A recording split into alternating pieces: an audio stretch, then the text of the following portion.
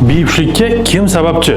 Fikringizni kommentariyga yozib qoldiring. Hozir mana shu videoda bunga aniqlik kiritib olamiz. Bilamiz, qaynonalarimiz er-xotin homilador bo'lmasa, faqat kelinni ginekologga ko'rsataverishadi.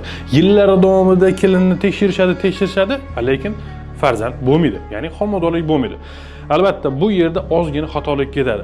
Dunyo statistikasiga qaraydigan bo'lsak, 40% ayollar sababchi bo'lishi mumkin. 40% erkaklar, 20% esa birgalikdagi kelib chiqadigan sabablar buyuklik bo'lishi mumkin do'stlar.